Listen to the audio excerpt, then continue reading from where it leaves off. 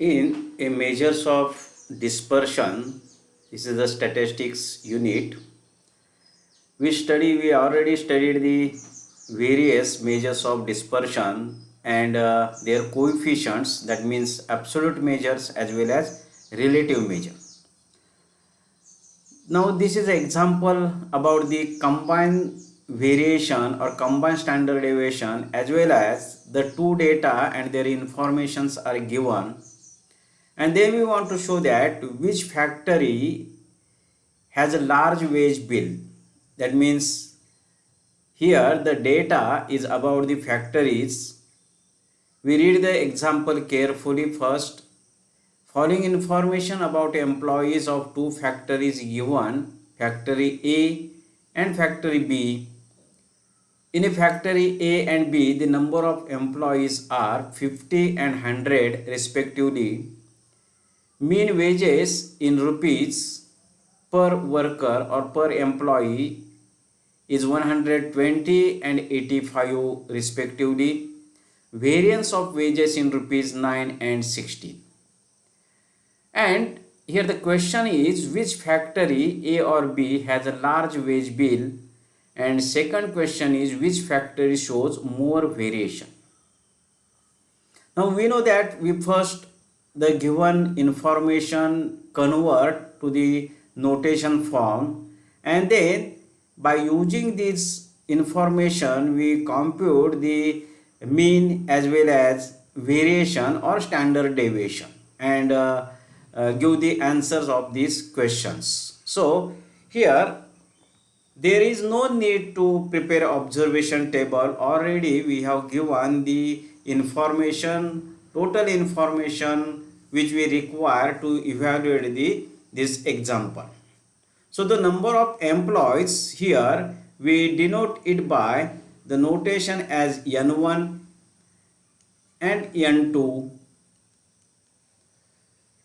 Here the mean of the wages in rupees, this we denote by x1 bar, and 85, this we denote by x2 bar. Variance of wages, that means we have given sigma 1 square as well as sigma 2 square. So these information we can write in the notation form such as like this one, n1, n2, x1 bar, x2 bar, sigma 1 square and sigma 2 square. Now here the first question is which factory A or B has a large wage bill. That means here we want to find the summation x, that means total number of the wages. So by using the formula of the mean, we know that mean is defined as x bar is equal to, the definition is, it is a sum of all observations divided by total number of observations, and summation x we can compute by using this n into x bar. So here summation x means total number of the wages. So we compute the total number of wages for the factory A as well as factory B by using this formula. And which factory shows the more variation? For this we compute the coefficient of variation, because here we compare the two data. So coefficient of variation is equal to sigma divided by x bar into 100. So from this information we compute the coefficient of variation for factory A, coefficient of variation factory B, and then compare these two value, and we show that which factory has a more variation by comparing these two coefficient of variation for factory A as well as factory B. So we evaluate this example.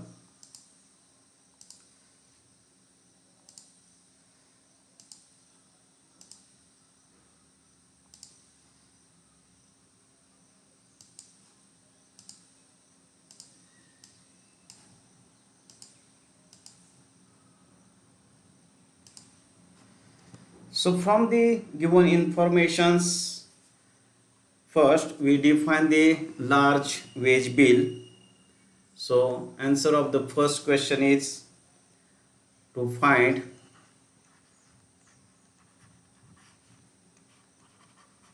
large bill. So factory A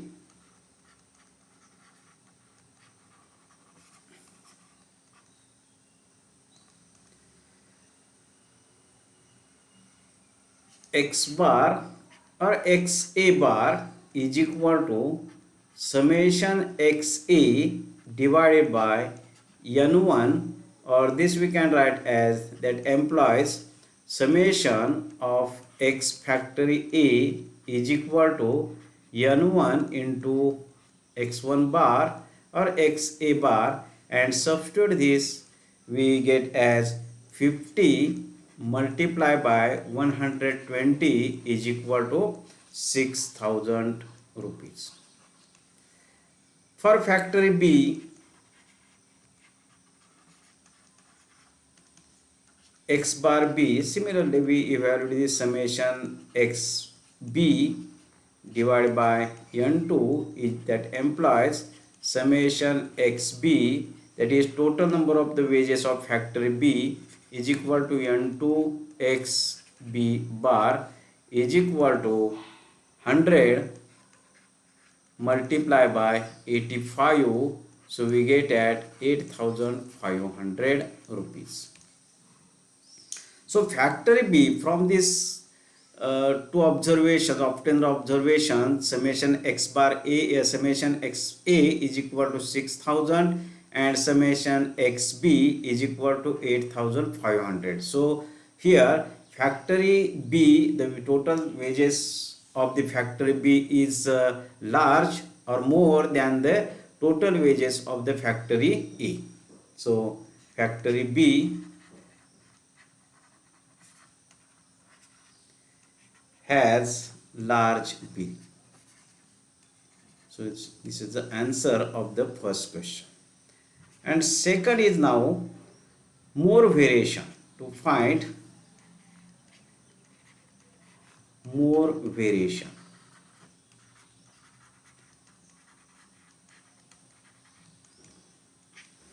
So to find the more variation, we compute the coefficient of variation of factory A and coefficient of variation of factory B.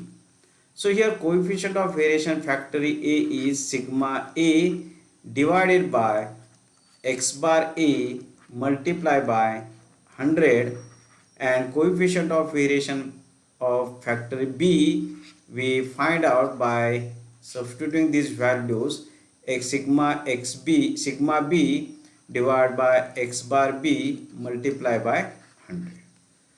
So here we need to find the sigma A as well as sigma B by the formula sigma is equal to, we know that it is summation x square divided by n minus x bar square. This is the formula to find the sigma, but here already we have given the sigma A as well as sigma B. From the given information we substitute these values in the formula.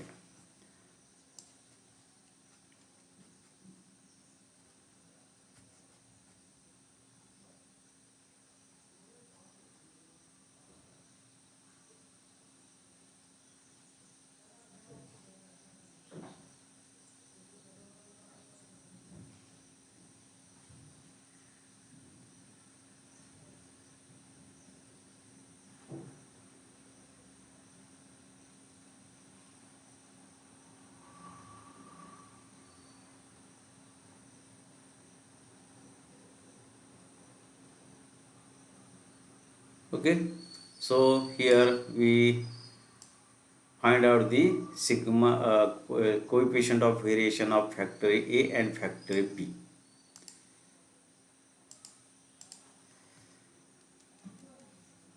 So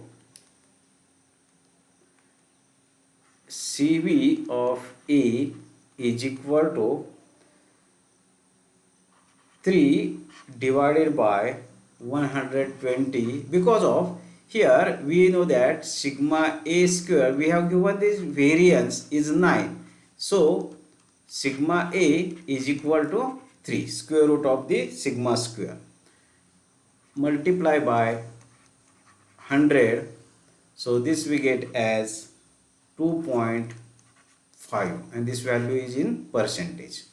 Similarly, the coefficient of variation of factory B is sigma B is 4, because sigma square B we have given the 16, so its square root is 4, divided by 85 multiply by 100, we get it is a 4.7%. That means if you compare these two values, we can write coefficient, that is coefficient of variation is 2.5 and coefficient of variation is 4.7. That means coefficient of variation B is greater than coefficient of variation of factory A. Hence, factory B has more variation. That is, factory B has more variation. So, this is the answer of the second question.